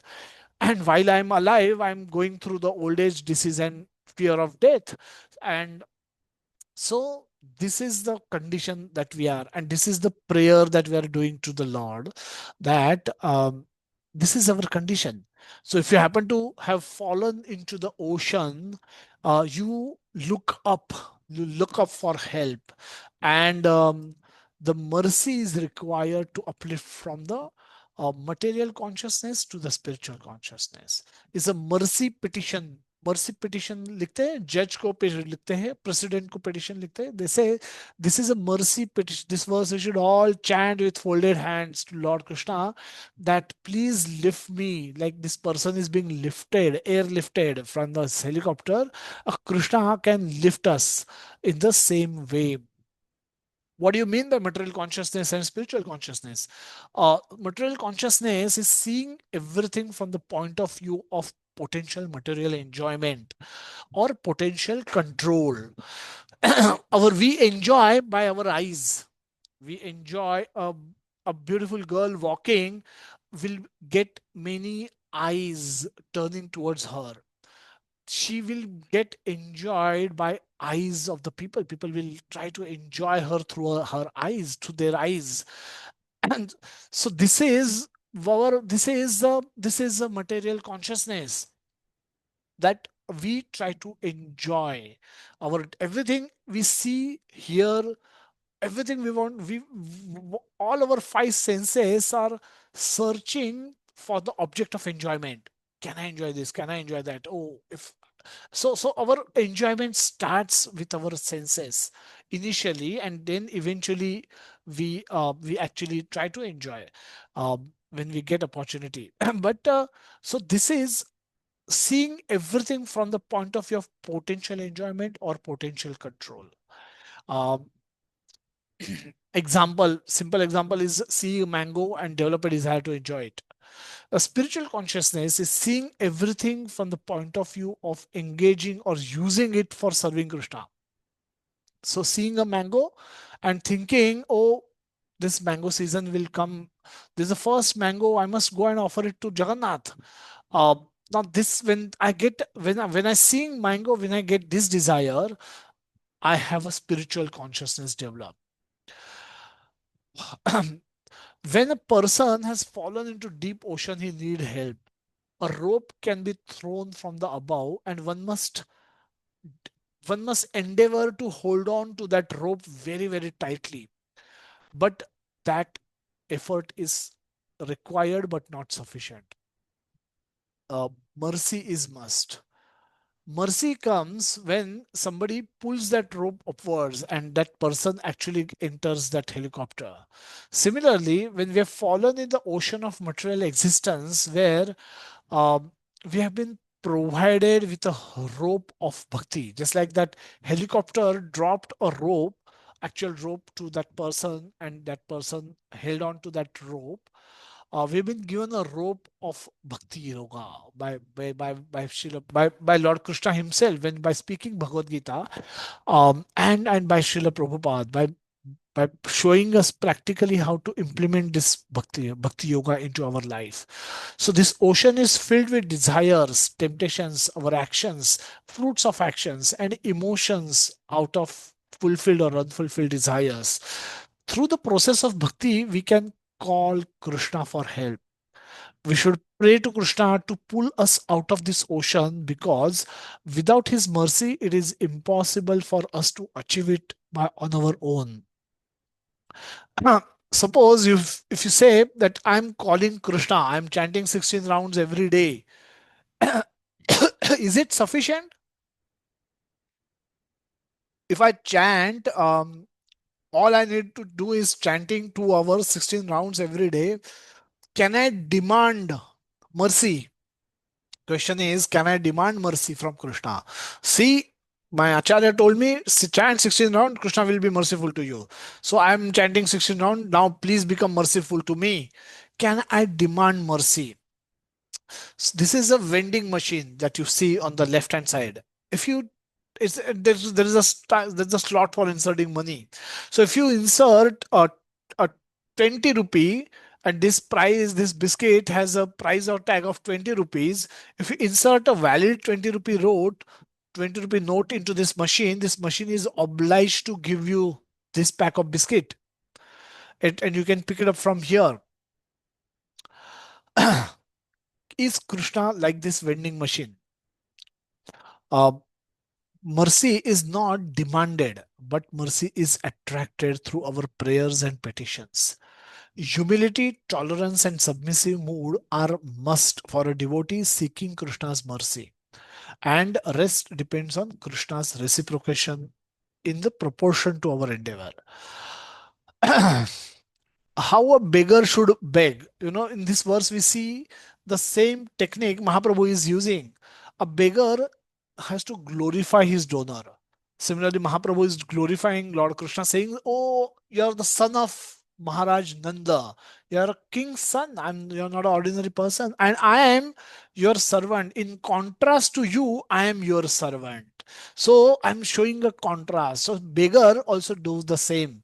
They say, "Oh, you are so great. You're sitting in a car which is air conditioned, wearing nice clothes, maybe nice jewelry. You look very healthy. You're so great. And look at me. I'm standing on the street wearing very torn clothes. I have not eaten for last 2 days. And look at my condition. Look at your condition. Your condition is here. I'm here. Now, please be merciful to me and give me something to eat." Now, when a beggar makes a petition like this, he has to still attract attention and mercy from that donor. He may do this with 10 donors and may get donation from maybe two. So the doya or karuna is not demanded, it is invoked in the heart. Looking at the effort put in by the beggar, a donor may feel like giving, but he's completely independent. He's completely free not to give. If somebody found to be cheating, then there is, if you get a slight doubt that he's cheating, he will not give him anything. So, a mercy. Similarly, when we are trying to attract mercy from Krishna, we have to show. We have to show that sincerity in our heart and sincerity in our effort. When that is done in a humble mood, then Krishna becomes pleased with that, and then he gives his mercy, he reciprocates with us. A devotee must try to best to do the as per the verse 3 and 4, that is our diligence. Verse 3, kirtaniya sadahari, humble, tolerate, don't expect respect, give all respect, give all honor. And this verse is a prayer or a petition to Krishna for mercy, dependence. So when you do 3 and 4, fourth verse, that na dhanam na janam. So when you do your part diligently, and by this prayer you pray to Krishna for mercy. Now this is our dependence. Now diligence first, dependence later. If we are not doing what we are supposed to be doing, then we can't hope Krishna's mercy to come to us, that he will I will do all kind of horrible things in my life, but I will still hope that Krishna will come and pick me up. He's not going to do that. Ye yatha mam prapadyante. As you surrender, so I will reciprocate. Krishna is very clear. So our mood while praying or chanting should be that of a beggar trying to attract daya or karuna from a donor. This is beautiful verse 5. Verse 6, Nayanam galadashrudharaya vadanam gadagadarudhaya gira pulakair nichitam vapukada tava nama grahane bhavishyati. Mahaprabhu is now talking to Krishna, saying that, "Oh Krishna, um, my dear Lord, when will my eyes be beautified by filling with tears that constantly glide through down as I chant your holy name?" When will my voice falter, and the hairs on my body stand erect in the transcendental happiness as I chant your holy name? Now, this crying in bhakti, crying in devotion, crying for Krishna in separation, crying is not generally considered to be a brave activity. But here Mahaprabhu is saying that I have opened school where everyone can come and cry for Krishna. If you cannot cry for Krishna, you should cry why you are not able to cry for Krishna. Your love for Krishna should be so much, you should love Krishna so much that you should cry for Krishna. If you're away from Krishna, in that away moment, you should cry for Krishna. You should be able to cry for Krishna. And so that happiness that you get, so these are when you are in association of Lord and when you are separated from Lord. This verse speak about what experience, how what emotions you should experience or you can experience while you are in association of Lord. The next verse will tell us what emotion one can experience when they are separated from Lord Krishna. But here, by seeing Lord, Mahaprabhu used to faint. By going in front of Jagannath, he fainted. He cried, saying, seeing Jagannath, he started crying. Now, it's like Krishna is seeing Krishna and Krishna is crying. Mahaprabhu is Krishna himself, but he's in the mood of Radharani. And seeing Krishna present in the form of Jagannath in Jagannath Puri temple, Mahaprabhu started crying, and then he fainted. So Mahaprabhu is saying that by when will I feel so much happiness I will experience, because you are my object of love. I love you, O Krishna. And when I will see you face to face, how much happiness should I experience? And but why am I not able to experience that happiness? When will I experience that happiness? This whole prayer is that when will I experience that kind of a happiness, wherein just by seeing you, the tears will start flowing from my eyes. These are Ananda Shru. We have a son who's living in America or England or somewhere outside India for many years, and his mother is becoming old. Mother falls sick, and then son decides to come back at least to meet his mother. When mother is separated, mother is not crying every day when she's separated from her son. But when that same son comes and stand in front of her, she can't stop crying. He's saying, why you are crying? You've been asking me to come. I've come now. I'm standing here right in front of you. And why are you crying, oh mother? But mother can't stop her tears. She was holding back those tears for all these years when her son was away. Now, when that son is in front of her, she can't stop crying. So, Mahaprabhu says that I when my so the mother's love for her son is simply flowing through her eyes as tears. Mahaprabhu is saying, when will I experience that kind of love for you, O Lord? And that love brings happiness. Mother is extremely happy. She will say is, these are not so. Ashru comes on two occasions. Dukha can also trigger ashrus from our eyes. We may cry in in in s- in s- in sadness, in depression, in unhappy. When we become unhappy, when something dear to us is taken away, we cry, and we also cry in our happiest moments. So Mahaprabhu says, by seeing, and there can be no other moment happier than when we are in association with Lord, when we are connected with Lord. When we chant Krishna's name, should be the happiest moment of our life, but we don't experience it in that way. So chanting of Hare Krishna Mahamantra of 16 rounds, 2 hours is still a task for us. It's still a job to be done for us. It is still a checkbox. I need to do this because I've been told to do this. It's still that. Why? Because we have no love for Krishna. So Mahaprabhu is praying for that kind of love that he wants to experience. He says, when will I? Tava nama grahane bhavishyati. Simply by chanting your name means simply by associating with you, simply by standing in front of the deities, simply by honoring your prasad. When will I start crying? When will I experience that love, oh Lord? I have no love for you today.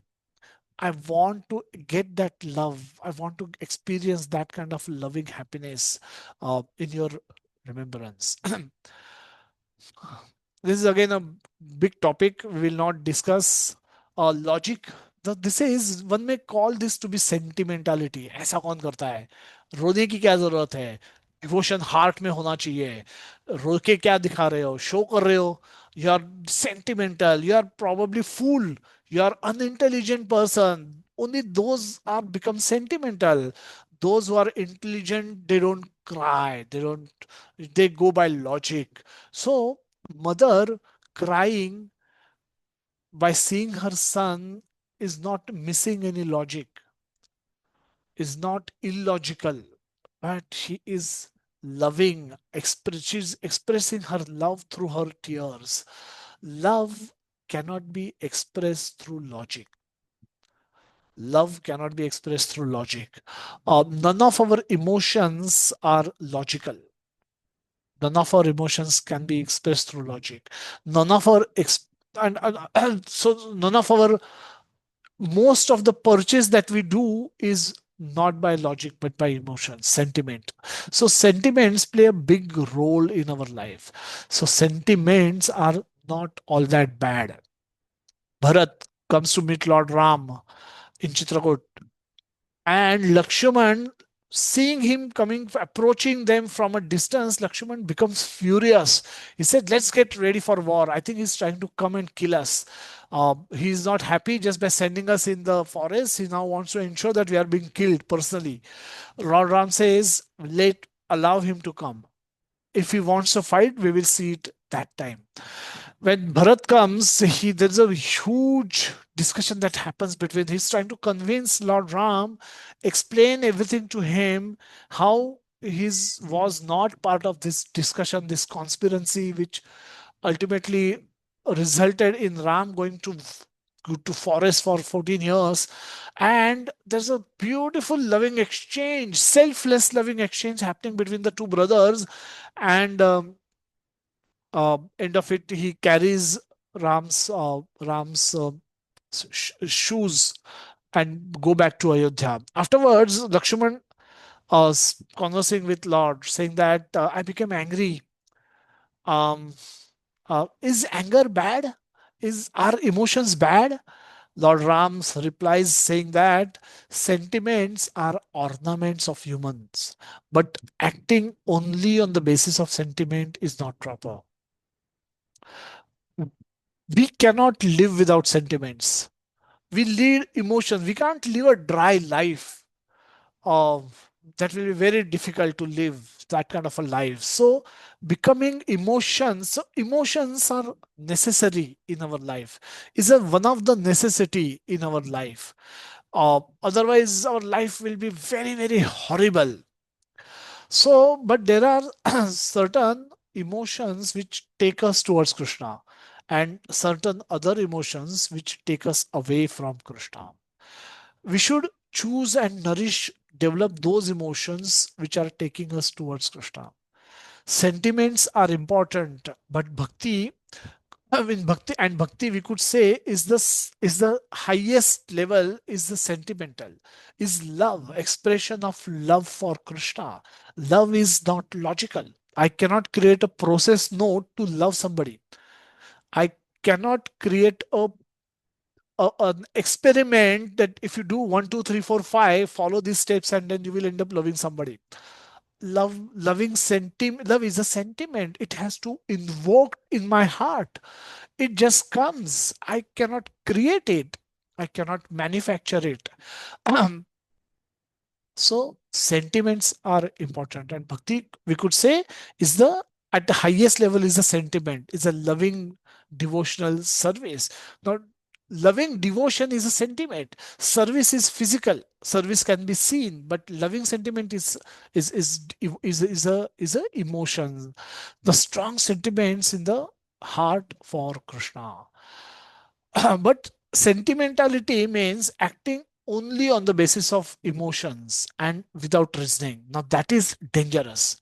That can be dangerous. And, we can be guided by our reason, but we can still be sentimental.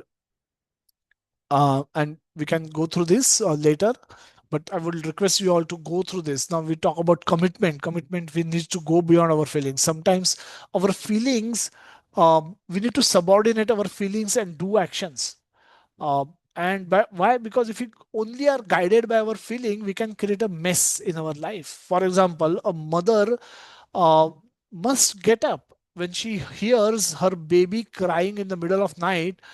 She must get up. She wants to get up. She does get up and takes care of her baby. She might have been tired having worked in her office whole day, and she must be in the middle of deep sleep when the baby starts crying at 3 a.m. in the morning. But so mother also feels bad. She wants rest, but she subordinate her emotions to her duty. She considers her duty to be more important than her emotions. So she is able to subordinate her emotions and do what is supposed to be done. So commitment, when I'm ready to ignore my feelings and take care of my purpose or responsibility, she does that. Other verses, a very beautiful discussion. But due to lack of time, I don't want to go too much into details. Otherwise, we can keep doing Sunday after Sunday. We can be discussing Shikshashtakam only. The whole Bhagavad Gita is about devotion to Krishna. What to speak of devotion to Krishna? They don't even have faith in Krishna. There can be people who talk about Bhagavad Gita. We have so many books written by people who doesn't believe in Krishna. You may remember all 700 shlokas, but you may not have whether Krishna existed or Krishna is God. So for such people, they may have knowledge but intelligence, but they have no there. This is an example where you have where everything logically is fine, but there's no emotion in your heart, there's no love for Krishna in your heart. So such bhakti is useless. So we have to do both. The materialists are detached from Krishna and attached to Maya. Spiritualists, impersonalists are detached from both Krishna and detached from Maya. Sahajiyas are attached to Krishna and attached to Maya, and devotees are attached to Krishna and detached from Maya. So they deal with Maya, they deal with material world only to the extent necessary. This is the picture of a brain. Brain is sad. This brain is that of a wife of the greatest brain surgeon on this planet. His wife is upset and he's performing different scans on his wife's brain to find out the reason why his wife is upset with him. He can't do that. He has to go and ask his wife, why are you upset with me? A biologist or a botanical expert can explain various parts of this flower, the arrangement of this flower, can write a big thesis on the arrangement, how this flower is engineering marvel. He can write it page after page after page after page, but by writing this you will not be able to conclude whether this flower is beautiful or not. Is this rose beautiful? He says, I don't know that.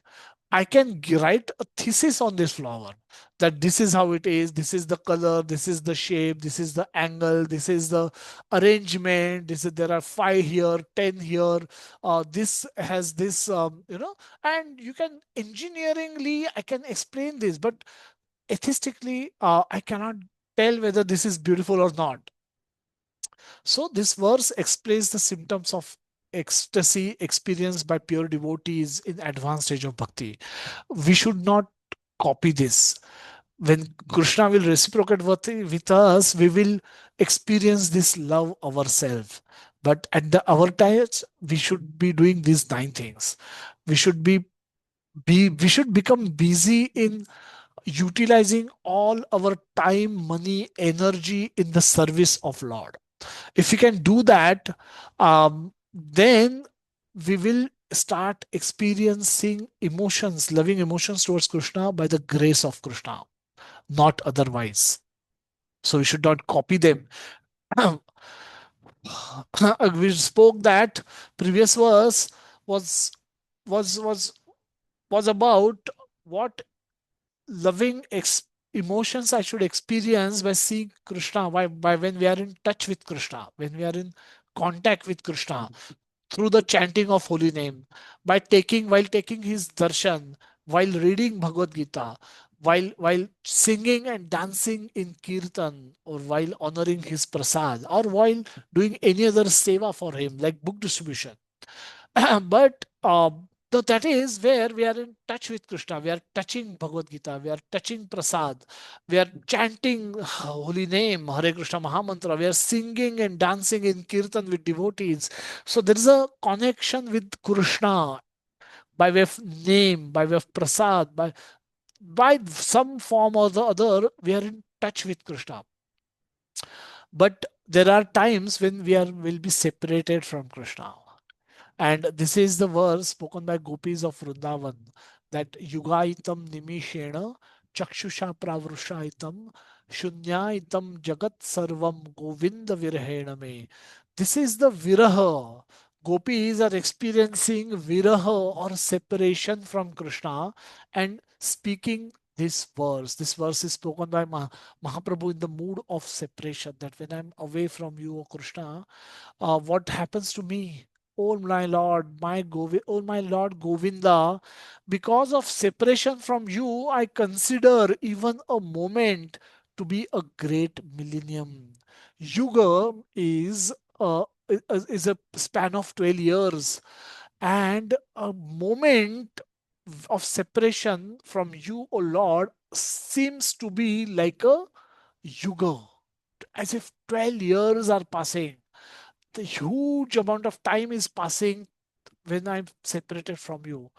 And when I'm separating from you, uh, so the tears flow from my eyes like torrents of rain, and I see this whole world as void.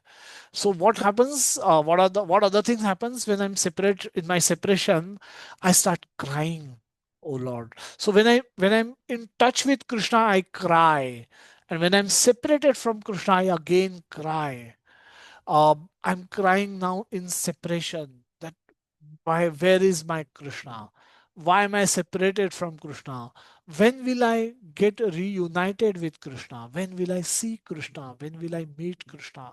So that in that separation, that I start crying, and these are not a few droplets of cry. This is like crying as if torrents of rain are flowing from my tear eyes. We have not we don't have that kind of experience ever. Even the closest family members leave their body, people nowadays don't cry. um, Not that people have not that everyone has become hard hearted, but in general we are become insensitive to the lives. We have become, we need the sentiments are we are missing sentiments in our life. Our lives have becoming dry. A lot of credit goes to the overuse of technology, which occupies a space of our mind. So our mind is not, there's no space left for love of somebody. Everything is right here, right now, kind of a thing, quick thing.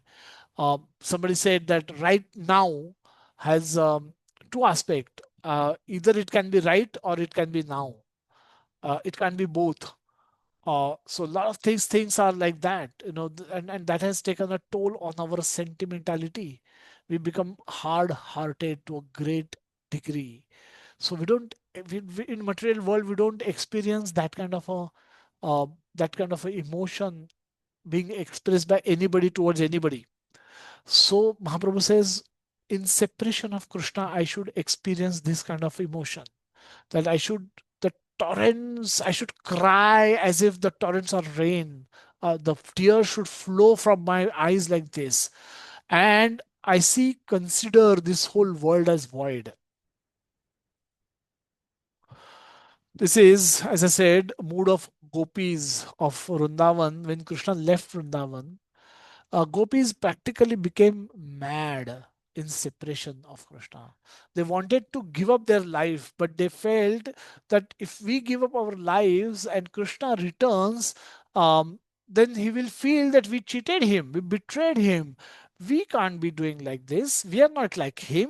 He may do that, but we will not do that. If he told us, if he's assured us that I will come back, we will patiently wait for him to come back. We will not give up our body until he come back.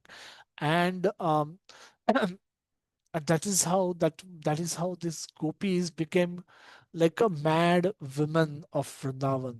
They were mad about Krishna. They were doing their daily duties, but they were doing as if their dead bodies moving. So they were very, very sad in the separation of Krishna. What is a separation? Now they're not. Now here gopis are saying this is a separation where gopis said that Krishna went away from them. But Krishna, Gopi, in this particular verse, Krishna is saying that even a moment of separation, I consider it to be great millennium. And this moment came when gopis said that, oh Krishna, this Brahma, Brahma is kind of a useless fellow. Krishna said, why? He said, because he has designed my eyes in such a way that I need to blink often. And when I blink, oh Krishna, I'm not able to see your form. You're in front of me and I blink, and then for that moment, I'm not able to see you. I feel separation from you. And that moment appears to be as big as 12 years or yuga. So that is the kind of love gopis possess for Krishna. It's it's a lot of people want to debate about the Vrindavan pastime of Krishna. They have no idea what it is all about. They don't have slightest understanding of those pastimes. Nobody has experienced that kind of love for anybody else in the material world, and hence speaking of those pastimes in an immature state can destroy their faith on God, that destroy their devotion. So one should be very careful. Krishna is present in our heart as Paramatma, but we have not yet realized his presence or not yet invoked his presence. So he's absent. Though he's there is in our heart, his presence is absent for us. And we are now training through the process of sadhana bhakti, that training to experience our his presence inside our heart. By becoming conscious of him, by chanting his holy name, by worshipping his deities, by hearing about him, by remembering his pastimes, we want to feel his presence. By consistent practice, we invoke his remembrance and we invoke his presence. So, if we feel his presence in his absence, then this process of Krishna consciousness or sadhana bhakti. This is love in separation. We miss what we value most. So if we miss our mobile, if we lose our mobile today, we value our mobile phone the most. So if you lose your mobile, you might definitely end up crying. You might definitely end up feel the separation from your mobile more than separation from anybody else. So gopis are not like that. So for us, Krishna in personal form is not available. and also we don't have any love for Krishna. Krishna has value for us for what Krishna has given us. Krishna has given me this nice body, this nice family, this nice home. I have some education, some skill set. I have some abilities. I have some bank balance. Krishna is not yet taking away from me all of this, and hence, so this is so I my love for Krishna is for what I have got from Krishna. If these things are taken away from me tomorrow, my love may dry up for Krishna. My love may vanquish. My love may disappear for Krishna. I may start blaming Krishna. I've chanted your name and you have taken away my job. I've chanted your name and my wife is now divorcing me. I'm chanting your name, my children don't listen to me. My chanting your name, my brother left his body. What's happening? So my love for Krishna today depends on what Krishna has given me. If some of these things are shaken up a little bit, my love will also shake up a lot. So we are not pure. That's why we are not pure devotees of Krishna. Devotees love Krishna so much that for them this world is useless if it is without Krishna. This world becomes useless if it is without Krishna. For us, this Krishna becomes meaningful because he is what he has given us. Therefore, we are important. That is the importance of Krishna. But pure devotees, even if Krishna gives them nothing, they don't care. But they can't live without Krishna. How can we apply this principle of love in our life? At our stage, we don't have much love for Krishna, but we can associate with those devotees who are advanced than us in devotional matters. So some love, some attraction people develop, because of which they become expert in some of the devotional aspects. Some become expert in philosophy, some become expert in chanting, some become expert in singing kirtan, some become expert in cooking bhoga, deity dressing, and some many other aspects of life of Krishna consciousness. So by associating with those deity, because they have attraction towards those things, they become expert in those things. And by associating with those devotees, our devotion can grow in those areas. So Gopi's love for Krishna is like a forest fire, which increases by the wind of separation. So if you have forest, when the forest catches fire, and if there's a wind blowing, it spreads the forest fire. It becomes bigger and bigger and bigger. Initially, it could be this, then this. It's just becoming bigger. The more the wind doesn't extinguish the fire, but it adds fuel to the fire, and then fire becomes bigger. However, our love for Krishna is like a small candle fire. A small candle, the flame starts waving even with the slightest wind entering the room. And if the big room, if there's a lot of wind that comes, that no time that flame will get extinguished. Our love for Krishna is like that candle flame. So if we get separated from Krishna, by the chant, if we get separated from Krishna, if we stop visiting Krishna temple, if we start meeting and talking to devotees, if we stop doing japa, if we stop taking prasad, so we connect with Krishna through various means, different means. And if we stop doing those things, then that is like a separation from Krishna. And because our love for Krishna is like that candle flame, in no time that love will get exhausted, extinguished. And hence, we will, from devotee, we will fall down. That status only we will lose, and we'll just become ordinary persons. We need not become bad people, but we don't will not remain devotees. Our love for Krishna will be extinguished. Hence, constant devotee association is the most critical thing for our survival in bhakti. And if we survive, we can progress. If we survival itself is a challenge, we cannot progress. So That is the beautiful verse of verse number 7. We'll quickly touch upon the last verse, and I'm hoping all of you are typing your questions. If not, you can do that later. Ashlishya va padaratam pinishtumam adarshanan marmahatam karotu va yatha tatha va vidhatu lampato mat prananathastu sa eva napara. This is heart of Radharani, Srimati Radhika.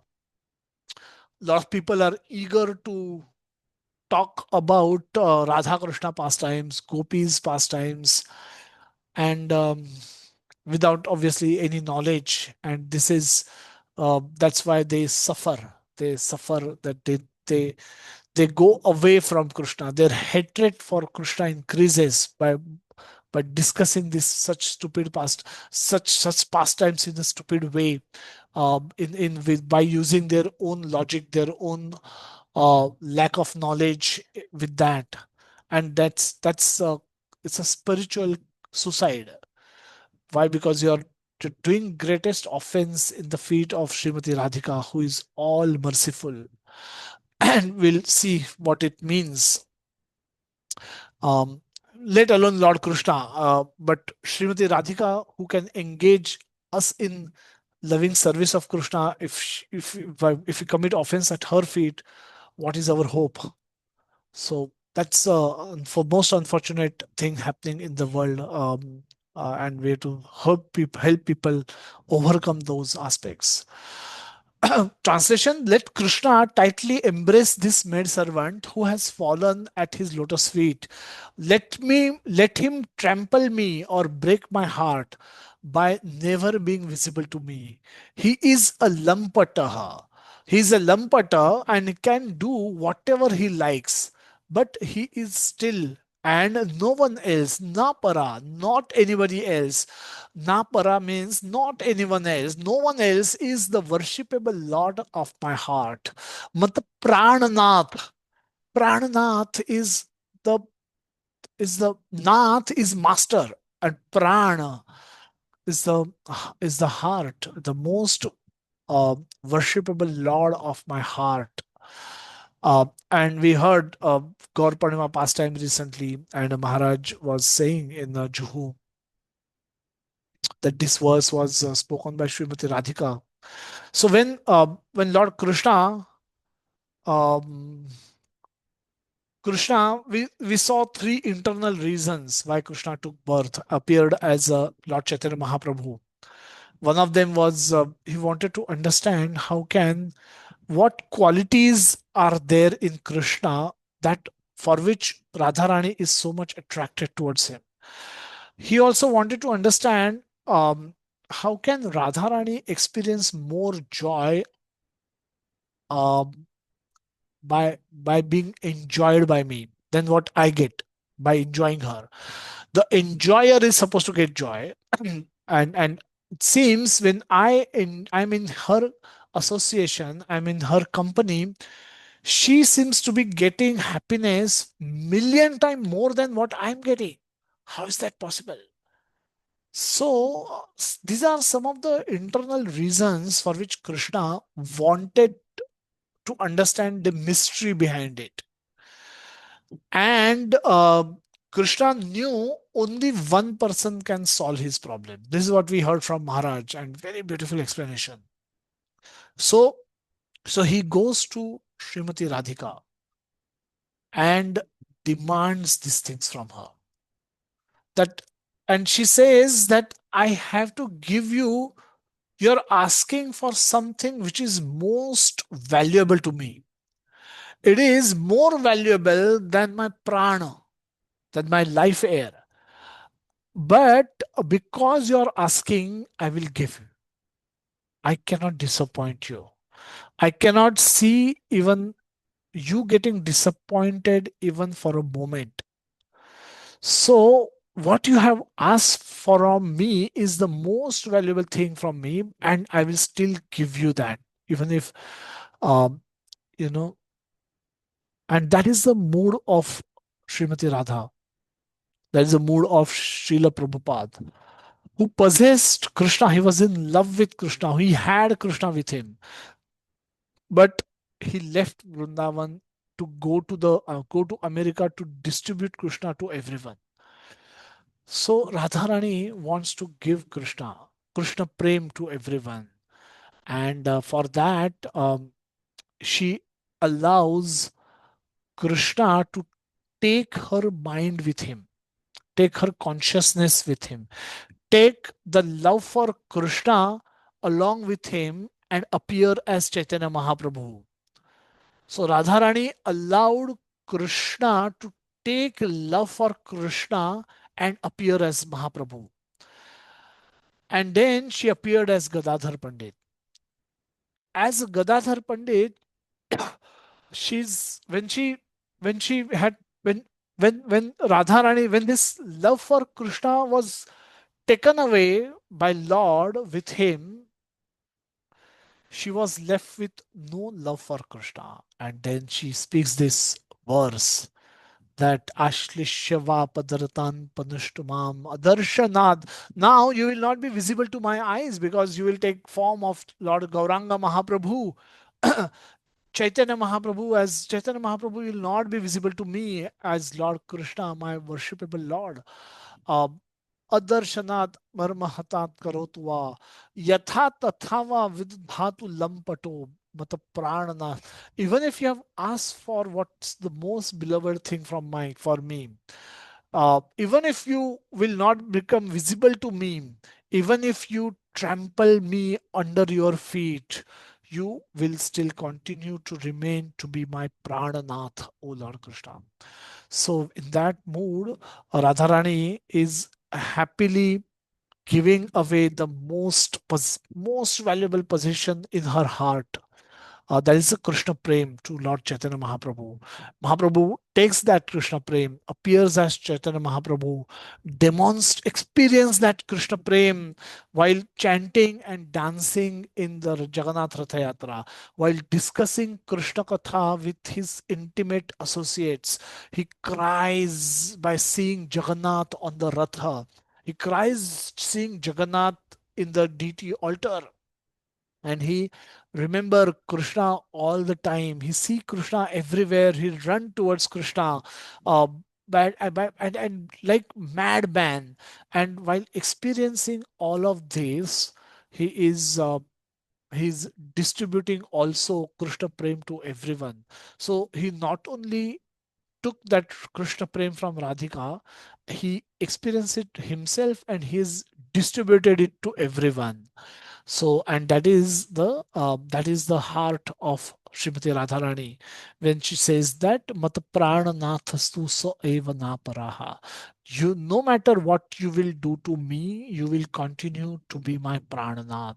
So that is the, and that is the reason why such an exalted level of devotional service is demonstrated by Srimati Radhika, and that is why she is considered to be the highest, the best devotee of Lord Krishna. Um, and that way, we've concluded the 8 verses of Sri Shikshashtakam. We are chanting these 8 verses every day in our japa session. I'm praying, hoping that all of you can take part in those japa sessions and hear and chant those Shikshashtakam prayers. Even if we are not chanting, some other month we'll chant something else. You please continue chanting those as personal prayers. And with the mercy of Mahaprabhu, we will get Krishna Prem. And if we get Krishna Prem, we will go back to Krishna. So with this, we will conclude. I will take backup of the chat box to see if there are any questions. Hoping all of you know my number. If if you want, you can send a personal question, and I can try and answer those as well. But thank you so much for staying through these 2 sessions of Chaitanya Shikshashtakam. So many senior devotees have spoken so much. They experience great joy while speaking on these 8 verses by Lord Chaitanya, and they are able to derive deeper and deeper meaning in all of these 8 verses. by discussing them, they get purified by discussing these. I hope all of you have experienced. It will help us purify and experience glimpses of the of the true love for Lord Krishna possessed by the Brajavasis. With this, we will conclude today's session. Thank you so much for patiently hearing through this session. And we will meet with actual Bhagavad Gita topic next week, starting from where we left off before the Shikshashtakam. Thank you, everyone. Wish you all a very happy Krishna conscious week ahead, and we'll meet next Sunday. Thank you. Hare Krishna. Shri Jagannath Baldev Thank Subhadra you, की Hare जय, शील प्रभुपाद की जय, निताय गौर प्रेमानंदे, हरि बोल हरि बोल, हरि हरि बोल, हरे कृष्ण। हरे कृष्णा प्रभु जी, हरे दंडवत कृष्णा प्रणाम। प्रभु जी, दंडवत हरे प्रणाम। Krishna Thank you. प्रभु जी, दंडवत प्रणाम। हरे कृष्णा प्रभु Hare जी, Hare Krishna Krishna दंडवत Prabhuji, Prabhuji, प्रणाम। Dandavad Dandavat Pranam. Pranam. Thank you, Krishna Prabhuji. Prabhuji, Dandavat Pranam. Thank you so much for Hare the nice Krishna Prabhu ji, explanation. Hare Krishna Krishna, Prabhuji, thank you so Dandavat much, Pranam. Dandavat Krishna pranam. Prabhuji, Dandavat Hare Pranam. Krishna Hare Prabhu ji, Krishna Prabhu dandavat ji. Pranam. Thank you. Hare Krishna.